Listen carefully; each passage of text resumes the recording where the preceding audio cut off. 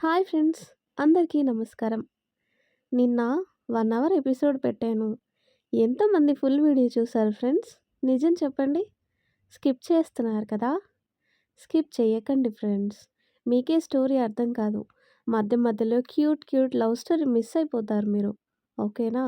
So ఈరోజు కూడా lengthy video upload చేస్తున్నాను.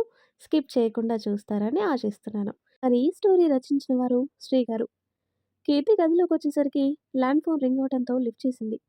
ఏంటి, పార్టీ అవ్వకుండానే వెళ్ళిపోయారు? అంతా ఓకేనా? అదేం లేదు. అన్నయ్య అక్కడ ఇబ్బంది పడుతున్నట్టుగా అనిపించింది. అందుకే వెళ్ళిపోదామన్నాను. అవునా?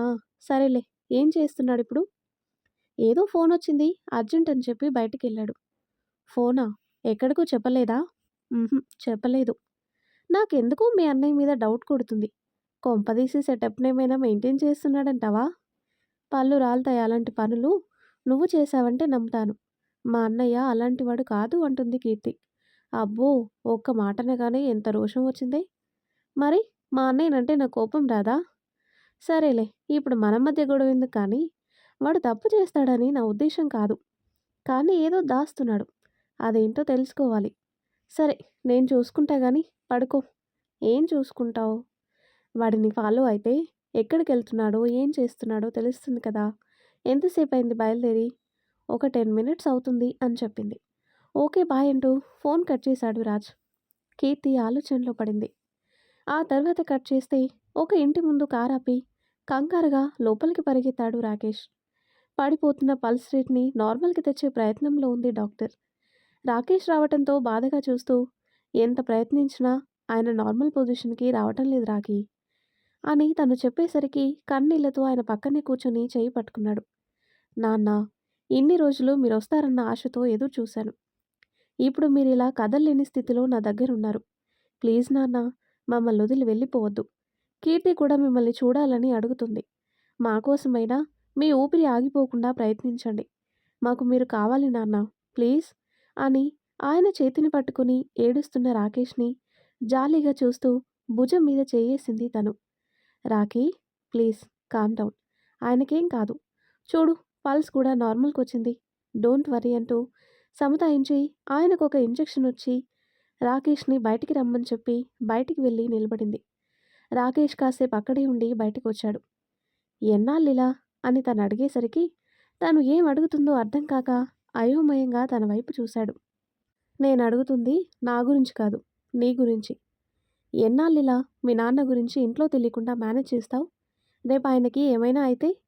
Stop it. ఆ ఊహ కూడా నేను భరించలేను అంటాడు. సరే, రేపు ఆయన్ని హాస్పిటల్కి తీసుకెళ్ళాలి. జర్మనీ నుంచి డాక్టర్ వస్తున్నారు. ఆయన అంకుల్కి ట్రీట్మెంట్ చేయడానికి ఒప్పుకుంటే ఇక అంకుల్ గురించి మనం టెన్షన్ పడాల్సిన అవసరం ఉండదు. ఓ, ఎన్నింటికి అపాయింట్మెంట్? మార్నింగ్ 11కి. నేను అంకుల్ని తీసుకుని హాస్పిటల్కి వచ్చేస్తాను. నువ్వు డైరెక్ట్గా అక్కడికి వచ్చేయి. సరే కానీ నాన్న ఇక్కడ ఉన్నట్టు ఎవరికీ తెలియకూడదు అంటాడు. అది నేను చూసుకుంటాను రాకీ. థ్యాంక్స్ మాయా. ఏది మనసులో పెట్టుకోకుండా చాలా హెల్ప్ చేస్తున్నావు అంటాడు. ఏం చేసినా నీ దృష్టిలో నేను పరాయిదాన్నే కదా. నీ థ్యాంక్స్ నాకేం అవసరం లేదు. నా అనుకున్నాను కాబట్టి చేస్తున్నాను అని సూటిగా అతని కళ్ళలోకి చూస్తూ చెప్పేసరికి తల దించుకున్నాడు రాకేష్. తను ఇంకేం మాట్లాడకుండా లోపలికి వెళ్ళిపోయింది. రాకేష్ కూడా మౌనంగా కార్ దగ్గరకు వచ్చి కూర్చున్నాడు. కార్ స్టార్ట్ చేస్తూ ఒకసారి ఆ ఇంటి వైపు చూసి నిట్టూరుస్తూ ముందుకు పోనిచ్చాడు. రాకేష్ కార్ వెళ్ళగానే కాస్త దూరంలో ఉన్న కారులో నుంచి కిందికి దిగాడు రాజ్. మా బావ పెద్ద కథే నడిపిస్తున్నట్టున్నాడు. ఈ టైంలో ఈ అమ్మాయిని కలవటానికి వచ్చాడంటే సంథింగ్ ఏదో ఉంది. ఈ అమ్మాయిని ఫాలో అయితే అసలు విషయం తెలుసుకోవచ్చు అనుకుంటూ ఆ ఇంటి వైపు చూసి రాజ్ కూడా అక్కడి నుంచి వెళ్ళిపోయాడు. ఆ తర్వాత కట్ చేస్తే ఉదయాన్నే హడావిడిగా రెడీ అయ్యి గది నుంచి బయటికి వచ్చాడు రాకీ. కీర్తి కూడా రెడీ అయి రావటంతో తన వైపు వింతగా చూశాడు. ఎక్కడికైనా వెళ్తున్నావా అన్నాడు. అదే అన్నయ్య, ఆఫీస్కి. నువ్వు ఆఫీస్కే కదా వెళ్ళేది అంటుంది.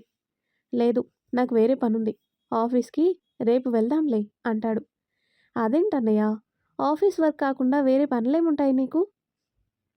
పనుందని చెప్తున్నాను కదా. లేదంటే డ్రైవర్ని పిలుస్తాను, నువ్వు ఆఫీస్కి వెళ్ళు. నిజంగానే అంటున్నావా? నా చెల్లెల మీద నాకు ఆ మాత్రం నమ్మకం ఉందిలే. నేను లేను కదా అని ఆ రాజు ఏమైనా పిచ్చి వేషాలు వేస్తే మాత్రం ఊరుకోకు. అర్థమైందా? అంటూ తలూపింది తను. డ్రైవర్‌కి ఫోన్ చేసి విషయం చెప్పి రాకేష్ వేరే కార్ తీసుకుని బయటికి వెళ్ళిపోయాడు. కిచెన్‌లో నుంచి బయటికొచ్చిన కావేరి బయటికి వెళ్తున్న కార్‌ని చూసి రాకీ అంటూ పిలుస్తూ గుమ్మం వరకు వెళ్ళి కారు బయటికెళ్ళిపోవడంతో నిట్టూరుస్తూ వెనక్కొచ్చేసింది. ఎక్కడికెళ్తున్నాడు వాడు? తెలీదమ్మా. ఏదో పనుందని చెప్పాడు అంతే. టిఫిన్ కూడా తినకుండా వెలగబెట్టే రాచకార్యాలేమున్నాయి వీడికి? రానివ్వు, చెప్తా వాడి పని. నువ్వురా, టిఫిన్ చేద్దువు గాని అంటూ డైనింగ్ టేబుల్ దగ్గరికి నడిచింది కావేరి. కీర్తి వెనకే రావటంతో తనని కూర్చోబెట్టి టిఫిన్ వడ్డించి పక్కనే కూర్చొని తినిపిస్తుంటే నేను తింటానులేమ్మా అంది కీర్తి. చిన్నప్పుడు నీకు గోరుముద్దలు పెట్టలేకపోయాను. ఇప్పుడైనా ఆ ముచ్చట తీర్చుకో నువ్వు అంటూ కావేరి తినిపించింది. ఆఫీస్ వర్క్ కొత్త కదా, జాగ్రత్తగా చూసుకో తల్లి. అలాగే అమ్మా. అమ్మా, అన్నయ్య ఎందుకో టెన్షన్గా కనిపిస్తున్నాడు ఈ మధ్య. ఏదైనా సమస్య ఉందంటావా? ఏమో, వాడు నాతో ఏమీ చెప్పడు. ఫోర్స్ చేయటం ఇష్టం లేక నేను అడగను. కానీ ఈ మధ్య ఆ తేడా నాకు కనిపించింది కీర్తి. అన్నయ్య ఎవరినైనా లవ్ చేశాడా? దాని గురించి ఎందుకు అడుగుతావులే. వీడికున్న తిక్కకి ఆ అమ్మాయిలు వీడి పక్కకి రావటానికే భయపడేవారు. వీడికి నచ్చిన, వీడిని మెచ్చిన ఒకే ఒక అమ్మాయిని కూడా పంతంతో దూరం చేసుకున్నాడు అంటూ హ్యాండ్ వాష్ చేసుకుని కీర్తికి కాఫీ కలిపి తీసుకొచ్చింది. ఎవరా అమ్మాయి అని అడుగుతుంది కీర్తి. మాయ. ఇద్దరు స్కూల్ డేస్ నుంచి ఫ్రెండ్స్. ఇంటర్ వరకు కలిసే చదువుకున్నారు. ఆ తర్వాత తను మెడిసిన్ చదవటం కోసం ఫారెన్ వెళ్ళిపోయింది. అయినా ఇద్దరి మధ్య స్నేహం చెదరలేదు. తను చదువు పూర్తి చేసుకుని తిరిగి వచ్చిన తర్వాత ఇద్దరు బాగా క్లోజ్ అయ్యారు. ఆ తర్వాత అని చెప్తూ ఉంటే అమ్మాయి గారు, కార్ రెడీ అంటూ డ్రైవర్ రావడంతో ఇద్దరు డోర్ వైపు చూశారు. సరే, టైం అవుతుంది, నువ్వు బయలుదేరు అంటుంది కావేరి. అబ్బా, ముందేం జరిగిందో చెప్పమ్మా. ఏముంది, వాళ్ళ నాన్నని కలవడానికి తీసుకువెళ్తే వీడు ఆయనతో గొడవపడి నువ్వొద్దు నీ కూతురొద్దు అని తనని అక్కడే వదిలేసి వచ్చాడు. అక్కడితో వాడి లవ్ స్టోరీకి ఎండ్ కార్డ్ పడిపోయింది అంతే అంటుంది కావేరి. అవునా, గొడవ ఎందుకు పడ్డాడు? ఆ విషయం కూడా నాకు తెలీదు. ఎంత అడిగినా నాకేం చెప్పలేదు. మంచి పిల్ల మాయ. తనని ఎలా వదులుకోగలిగాడో నాకు అర్థం కావటం లేదు. మీ నాన్నకున్నంత తిక్కంతా వీడికి వారసత్వంగా ఇచ్చిపోయినట్టున్నాడు. కీర్తి ఆలోచనలో పడింది. తనని గమనించిన కావేరి తన చెయ్యి పట్టుకుంది. ఇవన్నీ ఆలోచించి నీ బుర్ర పాడు చేసుకోకు. ఆఫీస్కి టైం అవుతుంది, వెళ్ళిరా. ఆల్ ది బెస్ట్ తల్లి. థ్యాంక్స్ అమ్మా, వెళ్ళొస్తాను అంటూ కావేరి కాళ్ళకి నమస్కరించి బయటకు వచ్చి కార్లో కూర్చుంది కీర్తి. కార్ వెళ్లే వరకు డోర్ దగ్గర నిలబడి లోపలికి వెళ్ళిపోయింది కావేరి. కీర్తి ఆఫీస్లో అడుగు పెట్టేసరికి స్టాఫ్ అందరూ తనకి బొకేస్తో వెల్కమ్ చెప్పారు. తనకదంతా కొత్తగా ఉన్నా తన కంగారు బయటకుండా హుందాగానే నడుచుకుంటుంది. రాజ్ నవ్వుకుంటూ తన దగ్గరికొచ్చి స్టాఫ్ని తనకి పరిచయం చేసి తన క్యాబిన్కి తీసుకువెళ్ళాడు. పర్లేదు, ఈ ఫీల్డ్లో ముందుకు వెళ్ళే లక్షణాలున్నాయి నీలో అని రాజ్ అనేసరికి అతని వైపుకు తిరిగింది. నువ్వు తప్పించుకోవటానికి నన్నిరికించి ఇప్పుడు భవిష్యత్తు చెప్తున్నావా అంటుంది. రిలాక్స్ బంగారం, ఇది నువ్వు చేయగలవని చెప్తున్నా కదా. నీకు అలవాటయ్యే వరకు నిన్ను పక్కనే ఉంటాను, సరేనా? కమ్ అంటూ తన చెయ్యి పట్టుకుని చైర్లో కూర్చోబెట్టాడు. కీర్తిలో ఇంకా భయం తాలూకా ఛాయలు తొంగి చూస్తుంటే తన ఎదురుగా టేబుల్ మీద కూర్చొని చెయ్యి పట్టుకున్నాడు రాజ్. భయపడాల్సినంత ఏమీ ఉండదు కీర్తి. ఈ బిజినెస్ సర్కిల్ని అర్థం చేసుకోగలిగితే చాలు. మెల్లమెల్లగా అన్నీ నీకే అర్థమవుతాయి. వర్క్ స్టార్ట్ చేద్దామా? అంటుంది. గుడ్. ముందు బిజినెస్ మేనేజ్మెంట్ గురించి తెలుసుకుందాం. నీకు కొద్దిగా టచ్ ఉంది కదా? ఉంది అంటుంది. అయితే నీకు ఇది ఈజీగానే అర్థమవుతుంది అంటూ స్క్రీన్ ఆన్ చేసి తనకి వివరిస్తున్నాడు రాజ్. ఇంట్రెస్ట్ లేదు అంటూనే అతను పెట్టిన ఎఫర్ట్కి ఆశ్చర్యపోయింది తను. అంతా వివరించి తన వైపు చూసిన రాజ్కి కీర్తి తననే చూస్తూ కనిపించడంతో ఏంటని కళ్ళెగరేశాడు. నీకు ఇంట్రెస్ట్ లేదన్నావు మరి అంటుంది. ఈ బిజినెస్ సర్కిల్లో చిక్కుకుపోవటం మాత్రమే ఇంట్రెస్ట్ లేదు. పని చేతకాక కాదు, చేయలేక కాదు. ఇప్పుడైనా నీకోసం మాత్రమే ఆఫీస్కి వస్తున్నాను అంటాడు. నన్ను మాత్రం ఎందుకు ఇబ్బంది పెట్టడం? మామయ్య చూసుకుంటున్నారు కదా అంటుంది కీర్తి. ఆయన చూసుకోలేరని కాదు కీర్తి. చాలా ఏళ్ల నుంచి నాన్న ఒక్కరే కష్టపడుతున్నారు. ఏ తండ్రైనా తన తర్వాత కొడుకు బాధ్యత తీసుకోవాలని కోరుకుంటాడు. అది సహజమే. కానీ ఆయనలా ఒక మెషిన్‌లా మారకూడదనే నేను ఈ బిజినెస్ సర్కిల్‌కి దూరంగా ఉంటూ వచ్చాను. నిజంగానే నాకిందులో చిక్కుకుపోవటం ఇష్టం లేదు. అందుకే నా స్థానంలో నా భార్యగా నువ్వు బాధ్యతలు తీసుకోవాలనుకుంటున్నాను. నాకు నమ్మకం ఉంది. నాన్నకి నువ్వొక కొడుకులా మారగలవని అంటాడు రాజ్. కీర్తి అతని వైపు ప్రశంసగా చూసి కళ్ళార్పింది. సరే, ఈ ఫైల్స్ చూస్తూ ఉండు. నేనిప్పుడే వస్తాను అంటూ పక్కకి తిరిగేసరికి ఎప్పుడొచ్చారో ఏమో రాజశేఖర్ గారు. అక్కడే నిలబడి కనిపించారు. కీర్తి కూడా ఆయన్ని చూసి కంగారుగా లేచి నిలబడింది. హాయ్ డాడ్, ఎంతసేపయిందొచ్చి? ఇప్పుడే అంటాడు. హో, ఓకే. తనకి కొత్త కదా! తను అడ్జస్ట్ అయ్యే వరకు నేను చూసుకుంటాలెండి.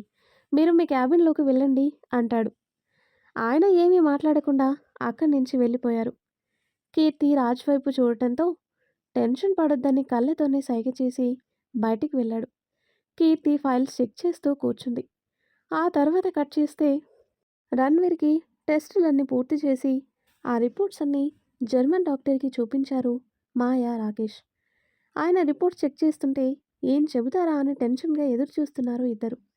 రాకేష్ మరింత టెన్షన్ పడటం గమనించిన మాయ అతని చేతిని నొక్కి పడుతూ రిలాక్స్ అని కళ్ళతోనే చెప్పింది. డాక్టర్ కాసేపు మాయతో మాట్లాడి ట్రీట్మెంట్ వివరాలు తనకి తెలియజేసి వెళ్ళిపోయారు. మాయా, ఏమన్నారు? భయపడాల్సిందేమీ లేదు రాకీ. ఆపరేషన్ చేస్తే అంతా సర్దుకుంటుందని చెప్పారు. నిజంగానే? అంటే నాన్న నాన్న నార్మల్ అవుతారా? అంటాడు రాకేష్. ఖచ్చితంగా. ఆయన టేకప్ చేసిన కేసులన్నీ 100% సక్సెస్ అయ్యాయి. అలానే అంకుల్ కూడా నార్మల్ అవుతారు అంటుంది. రాకేష్ సంతోషంగా తనని హత్తుకున్నాడు. Thank you. Thank you so much అంటూనే అతనేం చేశాడో అర్థమై తనకి దూరంగా జరుగుతూ సారీ చెప్పి బయటకొచ్చేశాడు. మాయ బాధగా చూస్తూ నిలబడిపోయింది. ఎంతలా మారిపోయావు రాకీ. ఒకప్పుడు నా కౌగిలి కోసం ఆరాటపడేవాడివి. ఇప్పుడు పరాయిదానిలా దూరం పెడుతున్నావు. నర్సు రావటంతో వస్తున్న కన్నీళ్ళని ఆపుకుంటూ బయటికి వచ్చింది మాయ. రాకేష్ అక్కడే ఉన్నాడు. ఆపరేషన్ అయ్యేవరకి అంకుల్ అబ్జర్వేషన్లో ఉండాలి. రాకీ, నేను చూసుకుంటాను. నువ్వెళ్ళు అంటుంది. సరే, నాన్న జాగ్రత్త అని చెప్పి బయటికి వెళ్ళిపోయాడు. రాకేష్ అటు వెళ్ళగానే మొహానికి అడ్డు పెట్టుకున్న పేపర్ని పక్కకు పెడుతూ మాయని చూశారు రాజ్, అంజీ. అంజీ, చెప్పిన పని కరెక్ట్‌గా చేశావు. అడ్రస్ కరెక్టే. రాత్రి నేను చూసింది ఈ అమ్మాయినే అంటాడు రాజ్. సార్, ఇదేం బాలేదు. భార్య దూరంగా ఉందని పరాయి ఆడదాని వెంట పడతారా ఎవరైనా? పైగా ఆ పిల్ల మీ బావ ఫ్రెండులా ఉంది. మీ బావకు గాని తెలిసిందంటే అంటాడు అంజీ. రేయ్, ఏం మాట్లాడుతున్నావురా? నేను ఆ పిల్ల వెంట పడటం ఏంటి? ఉన్నదాన్నే నా దగ్గరికి ఎలా తెచ్చుకోవాలో తెలియక తంటాలు పడుతుంటే అంటాడు రాజ్. మరెందుకు ఆ అమ్మాయిని ఫాలో అవుతున్నారు? నిన్ను ఫాలో అయితే వెంట పడినట్టా? మరి అంటాడు అంజీ. మా బావకి ఈ పిల్లకి మధ్య ఏదో కనెక్షన్ ఉంది. అదేంటో తెలుసుకోవాలని ఫాలో అయ్యాను. ఓ, ఇది మీ బావ కేసా? అయితే ఆ అమ్మాయి మీకు సిస్టర్ లాంటిదన్నమాట. హమ్మయ్య! ఇప్పటికైనా తమరికి బల్బు వెలిగిందా? పద, ముందు తనని కలిసి పరిచయం పెంచుకుందాం అంటూ నర్సుని మేనేజ్ చేసి మాయ క్యాబిన్‌లోకి ఎంటర్ అయ్యారు ఇద్దరు. మాయ ఏదో కేస్ ఫైల్ చూస్తూ ప్రాబ్లం ఏంటి అని అడిగేసరికి ఇద్దరు ఒకరినొకరు చూసుకున్నారు. వాళ్ళ నుంచి సమాధానం లేకపోయేసరికి తలెత్తి చూసింది మాయ. ఏంటి, పెళ్ళికొచ్చినట్టు అలా కూర్చున్నారు? ప్రాబ్లం ఏంటో చెప్పండి అంటుంది. ఆ, అది కడుపు నొప్పి వీడికి అంటూ అంజీ వైపు చూపించాడు రాజ్. అంజీ కంగారుగా చూస్తుంటే ఏం కాదని కళ్ళతోనే సైగ చేసి మాయ వైపు తిరిగాడు. ఎప్పటినుంచి అని అడుగుతుంది. ఇప్పుడే ఇప్పుడే మొదలైంది డాక్టర్. ఉదయం ఏం తిన్నారు? ఇడ్లీ. అన్నీ మీరే చెప్తున్నారు. ఆయనకి మాటలు రావా? అంటే వాడికి అమ్మాయిలంటే కొంచెం షై డాక్టర్. సరే, అలా పడుకోమని చెప్పండి. ఎందుకు అంటూ కంగారుగా లేచాడు అంజీ. టెస్ట్ చేయాలండి అంటుంది మాయ. వద్దు మేడం, నా కడుపు నొప్పి తగ్గిపోయింది. ఇప్పుడు పర్లేదు అంటాడు అంజీ. పర్లేదన్నప్పుడు నా దగ్గరికి ఎందుకు వచ్చారు? అంటే ఇందాక ఎక్కువ వచ్చింది, ఇప్పుడు తగ్గిపోయిందిలేండి. మా సార్కి ఏదో ప్రాబ్లం అంట, ఆయన్ని చెక్ చేయండి అంటూ బయటికి పారిపోయాడు అంజీ. మాయ అయోమయంగా రాజ్ వైపు చూసింది. చిన్నగా స్మైల్ ఇస్తూ సారీ డాక్టర్, యాక్చువల్లీ మీతో కొంచెం మాట్లాడాలి అందుకే అంటాడు. నాతో ఏం మాట్లాడాలి? అది ఇక్కడ బాగోదు డాక్టర్. కేఫ్‌లో కలుద్దామా? హలో! ఎవరు మీరు? మీ ఇష్టానికొచ్చి కేఫ్‌కి రమ్మంటే నేనొచ్చేయాలా? అసలేమనుకుంటున్నారు నా గురించి? అయ్యో! తప్పుగా అనుకోకండి సిస్టర్. కొంచెం ఇంపార్టెంట్ మ్యాటర్. అందుకే అలా అడిగాను. ఇది నా నెంబర్. మీకు ఖాళీ అయిన తర్వాత నాకు మెసేజ్ చేస్తే చాలు. పదే 10 నిమిషాలు మాట్లాడి వెళ్ళిపోతాను. ఇది మనిద్దరి లైఫ్ మ్యాటర్. ప్లీజ్ అర్థం చేసుకోండి అంటూ విజిటింగ్ కార్డ్ తన చేతిలో పెట్టి వెళ్ళిపోయాడు రాజ్. మాయ అయోమయంగా చూస్తూ చైర్లో కూర్చుంది. ఇతను నాతో ఏం మాట్లాడాలి అనుకుంటూ ఆ కార్డు పర్సులో పెట్టి తన పనిలో పడిపోయింది. రాజ్ సరాసరి ఆఫీస్కి చేరుకున్నాడు. కీర్తి క్యాబిన్కి వచ్చేసరికి రాకేష్ తనతో మాట్లాడుతూ కనిపించాడు. హాయ్ బావా అంటూ దగ్గరికొచ్చిన రాజ్ వైపు కోపంగా చూస్తూ లేచి నిలబడ్డాడు రాకీ. కీర్తి, లంచ్ టైం అవుతుంది పదా. ఇప్పుడు లంచ్ కోసం ఇంటికేం వెళ్తారులే బావా. ఆల్రెడీ ఫుడ్ తెప్పించాను ఉండండి అంటాడు రాజ్. అవసరం లేదు. నీ దగ్గర తినాల్సిన దుస్థితి నాకింకా పట్టలేదు అంటాడు. ఎందుకు బావా అంత కోపం? ఫుడ్ తిన్నంత మాత్రాన ఏమైపోతుంది? నీ కోపంతో సాధించేదేమీ లేదు. అయిన వాళ్ళని దూరం చేసుకోవటం తప్ప. నీకు నచ్చినా నచ్చకపోయినా నేను మీ ఇంటి అల్లుడిని, నీ చెల్లెలి భర్తని. దీన్ని నువ్వు యాక్సెప్ట్ చేసి తీరాలి అంటాడు రాజ్. రేయ్, నేను సైలెంట్గా ఉంటున్నాను కదా అని వరుసలు కలిపేయాలని చూడకు. నా దృష్టిలో నువ్వెప్పుడూ ఒక మోసగాడివే అంటాడు రాకీ. అన్నయ్య, నీ మొహం చూసే వీడిని ఏం చేయలేకపోతున్నాను. అసలు ఎలా నచ్చాడు వీడు నీకు? ఒక బాధ్యత లేదు, క్యారెక్టర్ లేదు. పైగా ఎంత తిట్టినా దూరం పెట్టినా కలుపుకుపోవాలనే చూస్తున్నాడంటే. అన్నయ్య ప్లీజ్ అని కీర్తి కోపంగా అరిచేసరికి రాకేష్ విసుగ్గా అక్కడి నుంచి బయటికి వెళ్ళిపోయాడు. కీర్తి బాధపడుతూ ఉండేసరికి రాజ్ తనని పక్కనే సోఫాలో కూర్చోబెట్టి పక్కనే కూర్చున్నాడు. ఏడుస్తూ అతని గుండెల మీద వాలిపోయింది కీర్తి. ఏడవకే, వాడి కోపం గురించి తెలిసిందే కదా. ఏమో, ఎంత సర్ది చెప్పుకున్నా నీ విషయంలో అన్నయ్య అలా ప్రవర్తిస్తుంటే బాధేస్తుంది అంటుంది కీర్తి. నేనేం బాధపడటం లేదు, నువ్వెందుకు బాధపడటం? వాడి కోపాన్ని నేను అర్థం చేసుకోగలను. అయినా నువ్వు మా ఇద్దరి మధ్యలోకి రాకు. సమస్య వాడికి నాకు మధ్య. మేం చూసుకుంటాం. నా కోసం నువ్వు రాకేష్తో గొడవ పట్టడం లాంటివి అస్సలు చేయొద్దు. అర్థమైందా? అంటుంది కీర్తి. సరే ఉండు, లంచ్ చేద్దామంటూ ప్యూన్కి ఫోన్ చేసి కార్లో ఉన్న క్యారేజ్ తీసుకురమ్మని చెప్పాడు. ప్యూన్ ఆ క్యారేజీ ఇచ్చి వెళ్ళిన తర్వాత ప్లేట్లో పెట్టి కీర్తికి తినిపిస్తుంటే తను ఏం మాట్లాడకుండా తినేసింది.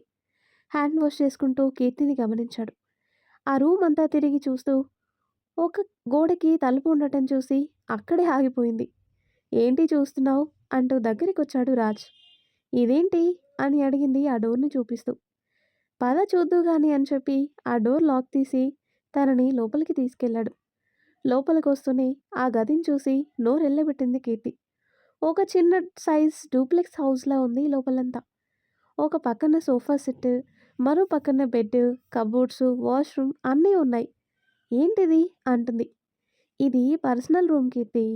వర్క్ లోడ్ ఎక్కువైతే ఇక్కడ రిలాక్స్ అవ్వటానికని డాడ్ నా కోసం స్పెషల్గా డిజైన్ చేయించారు. కానీ మనం ఎప్పుడూ ఆఫీస్కి రాలేదు కదా, అందుకే ఇలా ఉండిపోయింది అంటాడు. నిజంగా ఒక చిన్న సైజ్ ఇంటిలా ఉంది తెలుసా, నాకు చాలా నచ్చింది అంటూ బెడ్ మీద కూర్చుంది కీర్తి.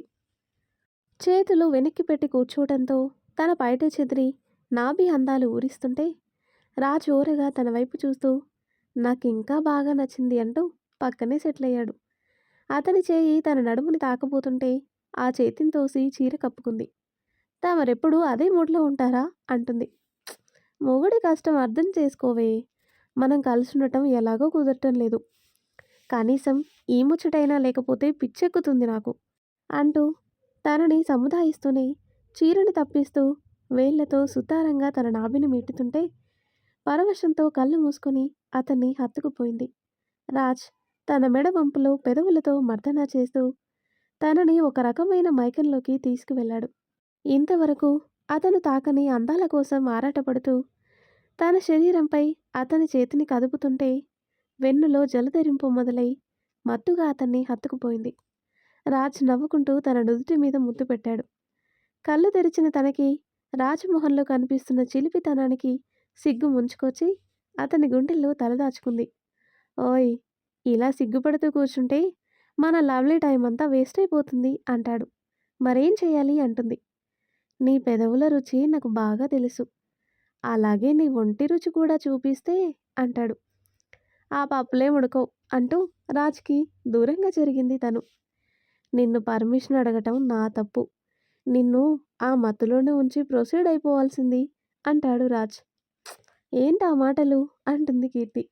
లేకపోతే ఏంటి? నీకు కూడా ఇష్టమే కదా! మరి దగ్గరవ్వటానికి ఎందుకే భయం? నేను చెప్పానా నాకిష్టమని? అంటుంది కీర్తి. చెప్పక్కర్లేదు. ఇందాక తమరి కౌగిలే చెప్పింది.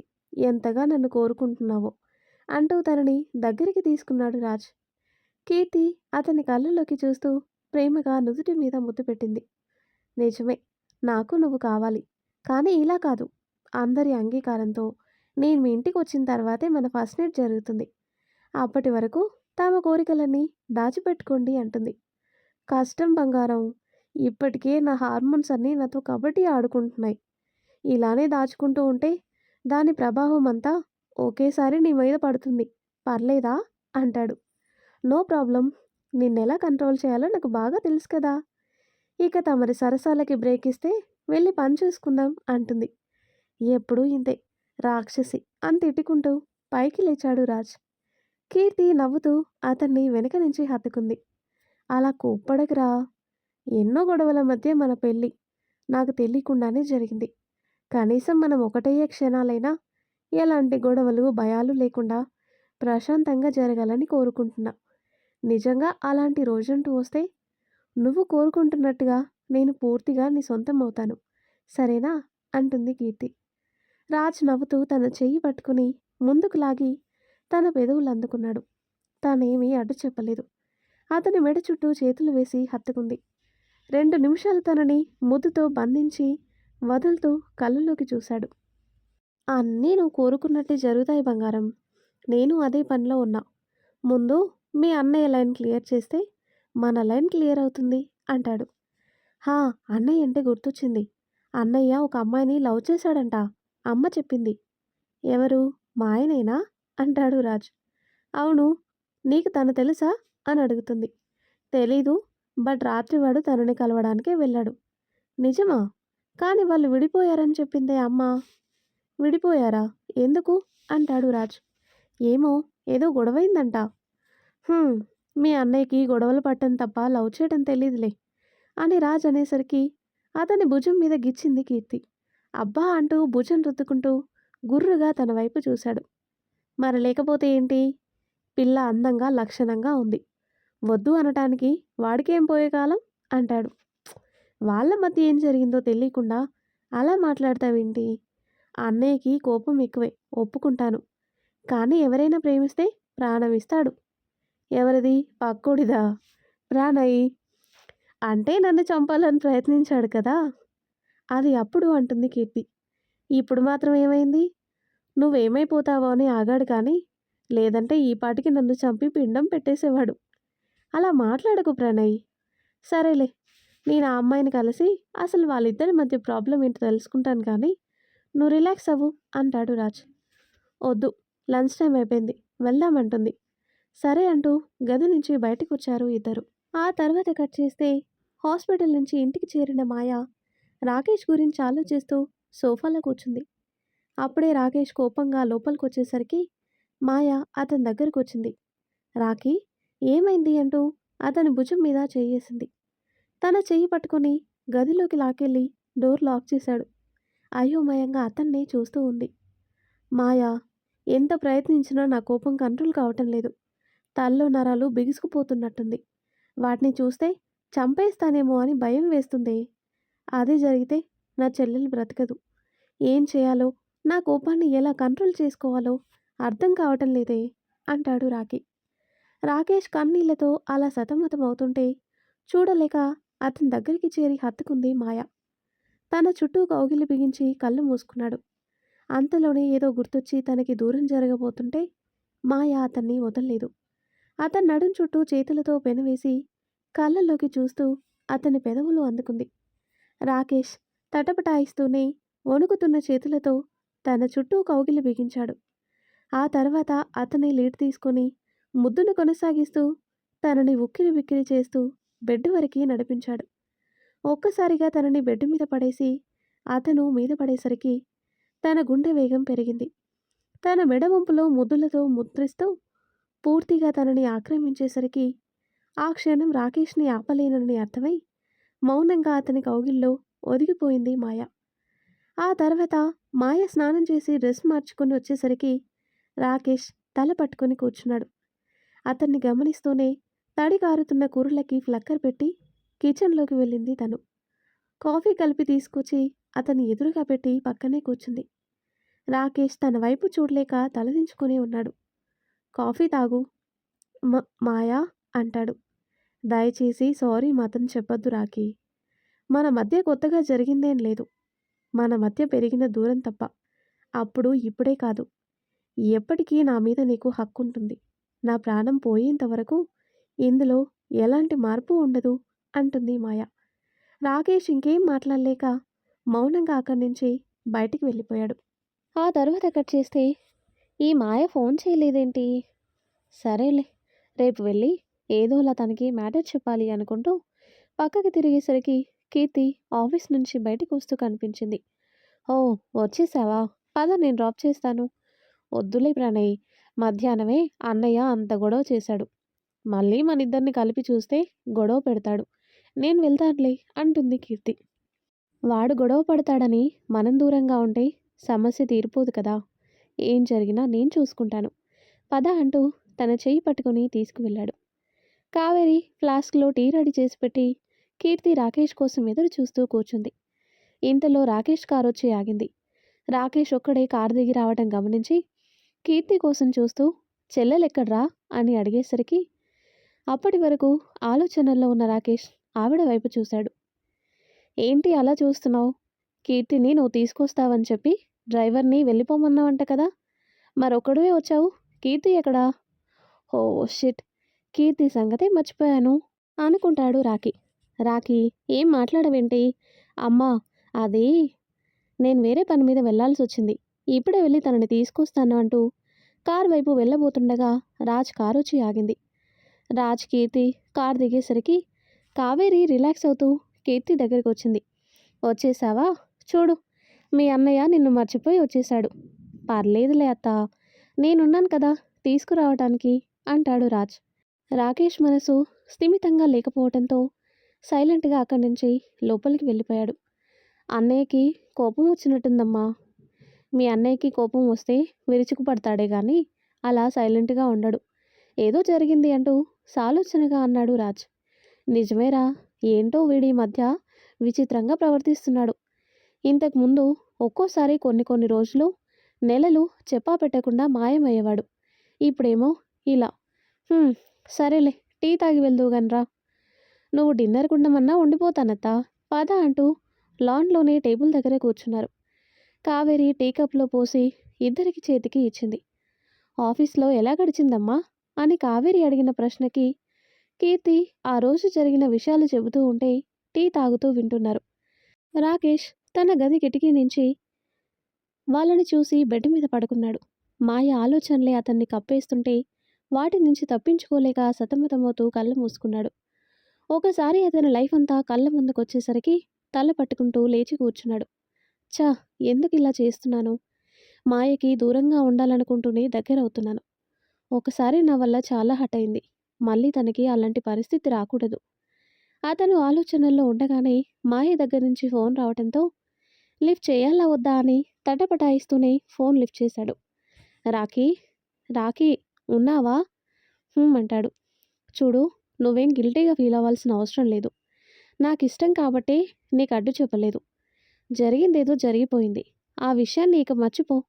అంకుల్ ట్రీట్మెంట్ గురించి నీతో మాట్లాడాలి. వస్తావా? సరే, కేఫ్లో కలుద్దాం అంటాడు. ఓకే, నేను వెయిట్ చేస్తూ ఉంటాను, త్వరగా రా. ఫోన్ కట్ చేసి టవల్ తీసుకుని వాష్రూమ్లోకి వెళ్ళాడు. స్నానం ముగించొచ్చి కబోర్డ్ ఓపెన్ చేసేసరికి బ్లూ కలర్ షర్ట్ అతని కంటపడింది. మాయ ఎంతో ఇష్టంగా అతనికిచ్చిన గిఫ్ట్ అది.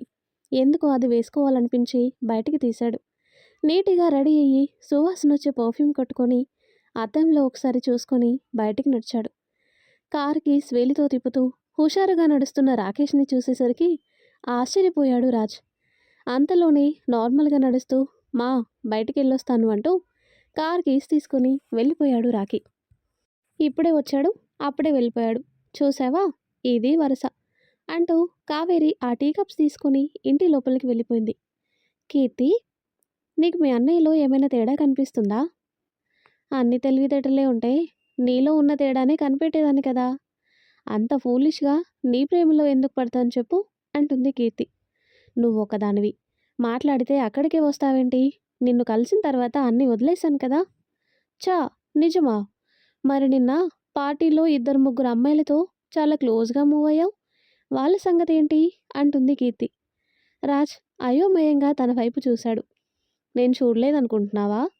చూశాను, కాకపోతే నువ్వేమైనా చెప్తావేమో అని అడగలేదు అంటుంది కీర్తి. ఓసేయ్, నువ్వు అనుకుంటున్నట్టు ఏం లేదే, వాళ్ళు నా ఫ్రెండ్స్ అంతే. ఫ్రెండ్స్ అంటే అని అడుగుతుంది. ఊహో, ఫ్రెండ్స్ అంటే ఫ్రెండ్సే, దానికి నానార్థాలు పర్యాయ పదాలు ఏమీ లేవు అంటాడు. ఓహో, ఫ్రెండ్స్తో మరీ అంతలా రాసుకు పూసుకు తిరుగుతారా? నాకైతే తెలీదులే అంటుంది కీర్తి. అబ్బా రామచంద్ర, మధ్యలో ఆయన ఎందుకు తీసుకొస్తావు? ఆయనకి నీలా చిల్లకొట్టుళ్ళు అలవాట్లేదులే. ఒకటే బాణం ఒకటే భార్య. కృష్ణుని తలుచుకో, నీకు బాగా సెట్ అవుతాడు అంటుంది కీర్తి. ఎహే, అసలే రాకేష్ ప్రవర్తన అర్థం కాక నేను చేస్తుంటే మధ్యలో నీ నసేంటి అంటాడు రాజ్. నాది నసా? అవునులే, పెళ్ళైపోయింది కదా, పెళ్ళాం మాటలు నస పెట్టినట్టే ఉంటాయి మరి అంటుంది కీర్తి. ఆ, ఇలా తయారయ్యావేంటే? నువ్వు మీ అన్నయ్యలా తయారవుతున్నావు, తిక్కల్దానా. అవును మరి, ఈ తిక్కల్ది నీకెందుకు చెప్పు, పోయి మంచి అమ్మాయిని ఎత్తుక్కో, అది నీకు పెద్ద కష్టం కూడా కాదు కదా అంటూ మూతి తిప్పుతూ లోపలికి వెళ్ళిపోయింది కీర్తి. ఏ కీర్తి, ఏమైంది దీనికి? సరేలే, దీని అలక తర్వాత తీర్చొచ్చు, ముందు మా బావగాడి సంగతి చూడాలి అనుకుంటూ కారులో బయలుదేరాడు రాజ్. ముందుగానే అంజీకి మెసేజ్ చేయడంతో రాకేష్ని ఫాలో అవుతూ లొకేషన్ షేర్ చేశాడు రాజ్కి. దాంతో రాజ్ సరాసరి మాయా రాకేష్ కలుసుకున్న కేఫ్ దగ్గరికి వచ్చాడు. రాజ్ కార్ ఆగగానే అంజీ దగ్గరికి వచ్చి వాళ్ళని చూపించడంతో వాళ్ళకి కనిపించకుండా వెనకే కొద్ది దూరంలో కూర్చున్నారు ఇద్దరు. మాయా రాకేష్ డీప్ డిస్కషన్లో ఉండేసరికి రాజ్కి వాళ్ళేం మాట్లాడుకుంటున్నారో అర్థం కాక వినటానికి ట్రై చేస్తున్నాడు. సార్, మీ రేంజ్కి ఇది చీప్గా లేదు, లవర్స్ మాటలు అలా తొంగి తొంగి వినకూడదు సార్ అంటాడు అంజీ.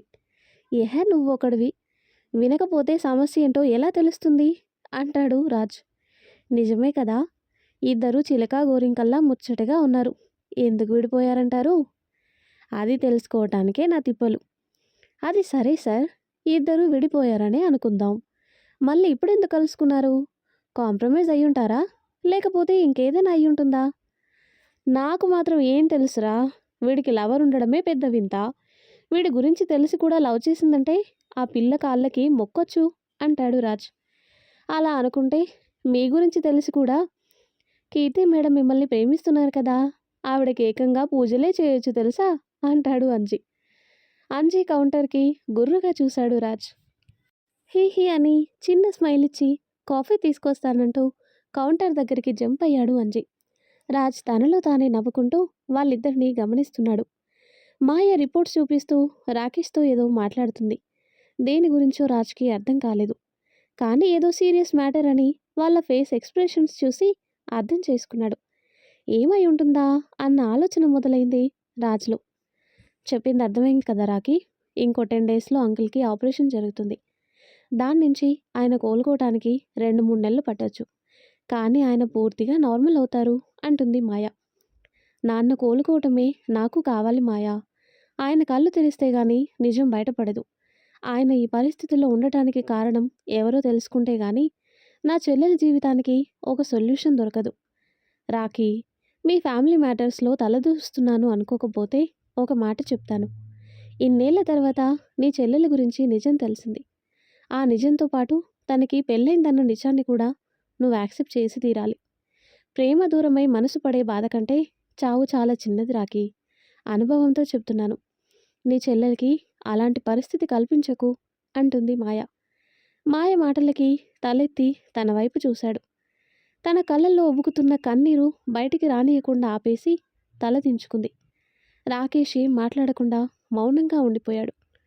కాసేపటికి మాయ అతని వైపు చూస్తూ, అంకుల్ ఆపరేషన్ సంగతి నేను చూసుకుంటాను రాకీ. కానీ ఆ తర్వాత మెడికేషన్లో ఎలాంటి పొరపాటు జరగకూడదు. నువ్వు చెప్పిన దాన్ని బట్టి చూస్తే ఎవరో మీ నాన్నని చంపాలనుకుంటున్నారని అర్థమైంది. సో అంకుల్ ఎక్కడున్నాడన్న విషయం ఎవ్వరికీ తెలియకూడదు. ఆయన సెక్యూరిటీ బాధ్యత నీదే అంటుంది. అదంతా నేను చూసుకుంటాను మాయా. నువ్వు మెడికేషన్ సంగతి చూసుకో చాలు అంటాడు. సరే రాకీ, ఈ విషయం నీకు ఉదయమే చెప్దామనుకున్నాను కానీ కుదరలేదు. థ్యాంక్స్ మాయా అంటూ తన చేతులు పట్టుకున్నాడు రాకేష్. వీళ్ళని గమనిస్తున్న రాజ్ ఐబ్రోస్ రైజ్ చేస్తూ మొబైల్లో ఇద్దరిని ఒక స్నాప్ తీశాడు. ఇంతలో అంజీ కాఫీ తీసుకొని రావటంతో కప్పు తీసుకుని తాగుతూ రిలాక్స్ అయ్యాడు రాజ్. సార్, ఆ రాకేష్ వెళ్ళిపోతున్నాడు. మాయ కూడా వెళ్తుందా? లేదు, తనిక్కడే ఉంది, ఫోన్ మాట్లాడుతుంది. రాజ్ వెనక్కి తిరిగి చూస్తూ రాకేష్ కార్ అక్కడ నుంచి వెళ్ళిపోగానే మాయ దగ్గరికొచ్చి తన ఎదురుగా సెటిల్ అయ్యాడు. మాయ అయోమయంగా చూస్తూ ఫోన్ కట్ చేసి రాజ్ వైపు చూసింది. హాయ్ సిస్టర్, ఫోన్ చేస్తారనుకున్నాను, చేయనే లేదు అంటాడు. హలో, ఎవరు మీరు? నేనెందుకు మీకు ఫోన్ చేయాలి అంటుంది. అదేంటి, నిన్న కలిసాను కదా, అప్పుడే మర్చిపోయారా? సరేలేండి, ఎలాగో ఇక్కడ ఎదురుపడ్డారు, కాస్త నేను చెప్పేది వినండి అంటాడు రాజ్. ఏం వినాలి? నిన్న హాస్పిటల్కి వచ్చారు, ఈరోజు కాఫీ షాప్కి వచ్చారు. నేను ఎక్కడున్నాను అన్నది మీకెలా తెలుస్తుంది? నన్ను ఫాలో చేస్తున్నారా? చూడండి, నాకు ఊహ తెలిసిన తర్వాత సిస్టర్ అని పిలిచిన ఏకైక ప్రాణి మీరొక్కరే. ఫాలో లాంటి పదాలు యూజ్ చేస్తే బాగోదు కానీ మీతో మాట్లాడాలి, అందుకే మిమ్మల్ని వెతుక్కుంటూ వస్తున్నాను అంటాడు. సారీ, తెలియని వాళ్ళతో నేను మాట్లాడను అంటూ తన బ్యాగ్ తీసుకొని పైకి లేచింది మాయ. అరే, చెప్పేది వినిపించుకోకుండా అలా వెళ్ళిపోతే ఎలా మేడం? అసలు మీరెవరని మీతో మాట్లాడాలి అంటుంది. నేను రాకేష్కి బామ్మర్దిని, తన చెల్లెలి భర్తని అంటాడు. రాజ్ ఆశ్చర్యపోతూనే అడిగింది మాయ. ఓ, అంటే నా గురించి తెలుసన్నమాట. థ్యాంక్ గాడ్, కూర్చోండి అంటాడు. మాయ బ్యాగ్ పక్కన పెడుతూ కూర్చుంది. చూడు సిస్టర్, నా పేరు మీకు తెలిసింది అంటే రాకేష్ నా గురించి మీతో చెప్పే ఉంటాడని అర్థమైంది.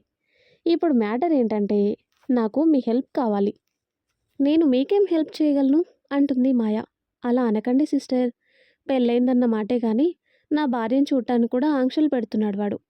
మీరేనా నా బాధ అర్థం చేసుకోండి. మీ బాధ నాకు అర్థమవుతుంది కానీ నేను మాత్రం ఏం చేయగలను చెప్పండి? నా పరిస్థితి అగమ్య గోచరంగా ఉంది అంటుంది మాయ. తెలుసు, అంటే మీరిద్దరూ విడిపోయారని తెలిసింది. అసలు మీ ఇద్దరి మధ్యన ఏం జరిగింది, ఎందుకు విడిపోయారు అని అడుగుతాడు రాజ్. నాకు తెలిస్తే కదా మీకు చెప్పడానికి అంటుంది మాయ. హా, అదేంటి సిస్టర్, కారణం తెలియకుండా ఎలా విడిపోయారు? అదే నాకు ఇప్పటికీ అర్థం కాని విషయం. ఆ కారణం ఏంటో తెలుసుకోవాలని రాకేష్ని చాలాసార్లు అడిగాను, కానీ సమాధానం చెప్పలేదు. షో, అబ్బా, అసలు వాడి ప్రాబ్లం ఏంటండి? నా మీద కూడా ఎందుకు కోపంగా ఉన్నాడో తెలీదు, మీతో ఎందుకు విడిపోయాడో తెలీదు. వాడికి ఏమైనా సైకలాజికల్ ప్రాబ్లం ఉందంటారా? చిచి, అలాంటిదేం లేదు. రాకేష్కి కోపం ఎక్కువ. ఆ కోపం వచ్చినప్పుడు మాత్రం కంట్రోల్ చేయడం చాలా కష్టం. మిగతా సమయాల్లో చాలా స్వీట్ పర్సన్ అంటుంది మాయ. ఇప్పటి వరకు వాడిలో హాట్ తప్ప స్వీట్ చూడలేదులే సిస్టర్. మీ లవ్ స్టోరీ చెప్పండి అని అంటాడు. ఇప్పుడు అవన్నీ ఎందుకులేండి అంటుంది మాయ. అలా అనకండి సిస్టర్, వాడి లైఫ్ సెటిల్ అయితేనే కానీ నా లైఫ్ గాడిలో పడదు. వాడికున్న ఫ్రస్ట్రేషన్కి ఫుల్ స్టాప్ పెట్టాలంటే వాడిని ఈ సంసార సాగరంలో ముంచేయాలి. అప్పుడు కానీ అటు నీ లైఫ్కి ఇటు నా లైఫ్కి ఒక సొల్యూషన్ దొరకదు. అసలు ఏం జరిగిందో మీకు తెలిసినంత వరకు చెప్పండి, మిగతాది నేను తెలుసుకుంటాను అంటాడు రాజ్. మాయ కాసేపు ఆలోచించి రాజ్ వైపు చూస్తుంది. సరే చెప్తాను, బట్ రాకేష్కి మీరంటేనే పడదు. అలాంటిది మీరెలా అతన్ని కన్విన్స్ చేస్తారు అని అడుగుతుంది. ఏదో ఒకటి చేస్తాను, ముందు మీరు చెప్పండి. స్కూల్ డేస్ నుంచి మేము మంచి ఫ్రెండ్స్, ఇద్దరం పోటీపడి మరీ చదువుకునే వాళ్ళం. ఆ తర్వాత నేను హైయర్ స్టడీస్ కోసం అబ్రాడ్కి వెళ్లాల్సి వచ్చింది. ఆ దూరం మా ఇద్దరి మధ్య ఉన్న ప్రేమని మాకు అర్థమయ్యేలా చేసింది. ఎప్పుడెప్పుడు కలుస్తామా అని ఎదురు చూసాం. నా స్టడీస్ అయిపోగానే ఇండియాకు వచ్చేసాను. నేను ఊహించని విధంగా రాకేష్ తన ప్రేమను నాకు తెలియజేస్తూ ఆహ్వానం పలికాడు. ఆ క్షణం నుండి వాడి ప్రేమ తప్ప వేరే ధ్యాస లేకుండా పోయింది. రాకేష్ కూడా నన్ను చూడకుండా ఒక్కరోజు కూడా ఉండేవాడు కాదు. అలాంటిది ఇప్పుడు మాయ కళ్ళలో నీళ్లు తిరిగేసరికి రాజ్ తన చెయ్యి పట్టుకున్నాడు. ఐఎమ్ ఓకే అంటుంది. అంతా బానే ఉంది కదా సిస్టర్, మరేమైంది అంటాడు రాజ్. మా నాన్నతో మా ప్రేమ విషయం చెప్పాను. ఆయన రాకేష్ని కలవాలని చెప్పారు. అదే విషయం రాకేష్తో చెప్పి ఇంటికి తీసుకెళ్ళాను. ఆ రోజు ఎందుకో రాకేష్ చాలా డిస్టర్బ్డ్గా కనిపించాడు. నాన్న అడిగిన ప్రశ్నలకి చిరాకు పడి ఆయనతో గొడవ పెట్టుకుని నీ కూతురు నాకు వద్దని చెప్పి వెళ్ళిపోయాడు అంతే అంటుంది. "హ్మ్, తిక్కలోడు. గొడవ పట్టం తప్ప ఏమీ తెలీదు. మరి ఆ తర్వాత మీరు వాడితో మాట్లాడలేదా అని అడుగుతాడు రాజ్. మాట్లాడాను. ఆ రోజు సాయంత్రమే కలిసి ఎందుకు ఇలా చేశావని అడిగాను. నేను నీకు కరెక్ట్ కాదు, నన్ను మర్చిపో అని చెప్పి వెళ్ళిపోయాడు. దాదాపు సంవత్సరం అవుతుంది. మళ్ళీ ఇప్పుడే వాళ్ళన్నా అదే అదే ఒక నెల రోజుల క్రితం ఒక పని మీద నన్ను కలిశాడు అని చెప్తుంది. కారణం లేకుండా విడిపోవడం ఏంటి సిస్టర్, మీరు నిలదీసి అడగాల్సింది కదా అంటాడు రాజ్. ఆ రోజు రాకేష్ కళ్ళల్లోకి చూశాను. వాడి మనసులోని బాధ కళ్ళల్లోనే తెలిసింది. విధిలేని పరిస్థితుల్లో నాకు దూరం అవుతున్నాడని అర్థమైంది. వాడి నిర్ణయానికి కట్టుబడ్డాను అంతే అంటుంది. అంటే మీ నాన్నను కలవడానికి ముందు ఏదో జరిగింది. అందుకే వాడు కావాలని గొడవపడి నిన్నొద్దు అని వెళ్ళిపోయాడు, రైట్ అంటాడు. "హ్మ్, నాకైతే అలానే అనిపించింది" అంటుంది మాయ. "హ్మ్, సరే, అసలేం జరిగిందో తెలుసుకునే ప్రయత్నం చేస్తాను. నేను మిమ్మల్ని కలిసిన విషయం రాకేష్కి తెలియనివ్వకండి సిస్టర్." "అలాగే, నేను వెళ్తాను" అంటూ తను పైకి లేచి ముందుకు నడిచింది. పక్కనే రణ్వీర్ రిపోర్ట్స్ ఉన్న బ్యాగ్ రాజ్ కంటపడింది. మాయ అని పిలిచి ఆ కవర్ తీసి తన చేతికిచ్చాడు. "ఓ, మర్చిపోయాను. ఇందులో చాలా ఇంపార్టెంట్ రిపోర్ట్స్ ఉన్నాయి. థ్యాంక్ యూ" అంటూ ఆ బ్యాగ్ తీసుకుని వెళ్ళిపోయింది. రాజ్ కూడా బయటకొచ్చి అతని కారులో బయలుదేరాడు. ఇంటికి చేరిన రాజ్ రాకేష్ గురించే ఆలోచిస్తూ కూర్చున్నాడు. మాయ చెప్పిన విషయాలు గుర్తు చేసుకుంటూ రాకేష్ ఎందుకలా మారాడో అంచనా వేసే పనిలో పడ్డాడు. కానీ ఎంత ఆలోచించినా అతని మైండ్కి ఏమీ తట్టడం లేదు. "ఓరేయ్ రాకేష్గా, అసలు నీ మనసులో ఏముందో ఎలారా తెలుసుకునేది? ఛా, నా జీవితంలో నీ అంత టిపికల్ క్యారెక్టర్ని ఎక్కడా చూడలేదు. అసలు నువ్వు మాయని ఎందుకు వదిలేసావో తెలీదు. నా మీద ఎందుకు కోపం పెంచుకున్నావో తెలీదు. నీ దెబ్బకి నా మైండ్ కూడా పనిచేసి చావటం లేదు. ఏం చేయాలో అస్సలు అర్థం కావట్లేదు" అని అతనిలో అతనే అనుకుంటూ కీర్తి గుర్తుకు రావడంతో తాను అలిగిన విషయం గుర్తొచ్చి తన నెంబర్కి కాల్ చేశాడు. తాను ఫోన్ కట్ చేసేసరికి మళ్ళీ చేశాడు. మళ్ళీ కాల్ కట్టేసరికి విసుగ్గా ఫోన్ పక్కన పడేసి తల పట్టుకొని కూర్చున్నాడు. ఇంతలో అంజీ సార్ అంటూ లోపలికి వచ్చేసరికి అతని వైపు చూశాడు. "మీ అమ్మగారు కిట్టి పార్టీకి వెళ్తున్నానని చెప్పారు. నాన్నగారు రావడానికి లేట్ అవుతుందంట. మీకు ఇన్ఫామ్ చేయమన్నారు." "రోజు జరిగేదే కదా, కొత్తగా ఏమైనా ఉంటే చెప్పు" అంటాడు రాజ్. "ఏమైంది సార్, ఆ అమ్మాయి ఏమైనా చెప్పిందా?" చెప్పింది, కానీ ఎందుకు వదిలేశాడో తనకు కూడా తెలీదు." అదేంటి సార్?" "కొంతమందికి గొడవ పడటానికి పెద్దగా రీజన్స్ అక్కర్లేదులే. అందులో మా బావ వాడి చెల్లెలు ముందుంటారు" అంటాడు రాజ్. "మధ్యలో కీర్తి మేడం ఏం చేశారు?" అంటాడు అంజి. "మీ మేడం గారు అలకపాన్ పెక్కారు, ఫోన్ లిఫ్ట్ చేయటం లేదు." "అవునా, మళ్ళీ ఏం వెలగబెట్టారో తమరు" అని అంజి వెటకారంగా అనేసరికి గుర్రుగా చూశాడు రాజ్. అంటే మేడం గారు అలిగారంటే మీరేదో పెదవ పని చేశారనేది కదా అర్థం" అంటాడు. "నిన్ను నీలాంటి వాడిని పక్కన పెట్టుకున్నాను చూడు, నాకు బుద్ధి లేదు" అంటాడు రాజ్. నేను కాబట్టి ఇన్నాళ్ళు ఉన్నాను, ఇంకొకరై ఉంటే ఎప్పుడో పారిపోయేవారు" అంటాడు అంజి. "అంజీ, లేకపోతే ఏంటి సార్, మీరే ఆలోచించండి. ఎప్పుడెక్కడుంటారో తెలీదు, మీ మూడు ఎలా ఉంటుందో అస్సలు తెలీదు. మీ అమ్మా నాన్నల మీద కోపం వస్తే చాలు ఆ ఊరు ఈ ఊరు తిరుగుతూ ఎక్కడా నిలకడగా ఉండలేని మనిషి దగ్గర ఎవరైనా పని చేయగలరా చెప్పండి?" "ఓరిని, ఇంత ఖర్చు పెట్టుకున్నావా నా మీద?" అంటాడు రాజ్. "ఖర్చా లేదు, ఏమీ లేదు. మీ గురించి మీకు తెలియజేస్తున్నాను సార్. ఏనాడైనా పట్టుమని ఒక 4 రోజులు నిలకడగా ఎక్కడైనా ఉన్నారా? లేరు. మీకు నచ్చని ప్రపంచంలో మీకు నచ్చని మనుషుల మధ్య ఉండలేకపోయేవారు.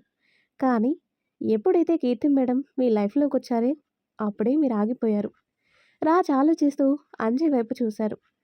"మీరెక్కడున్నా ఎవరి దగ్గరున్నా చాలా అన్‌కంఫర్ట్‌గా ఫీల్ అయ్యేవారు. అందుకే ఎక్కడా ఉండలేకపోయేవారు సార్. ఎప్పుడైతే మేడం మీ లైఫ్‌లోకొచ్చారో అప్పుడే మీలో మార్పు మొదలైంది.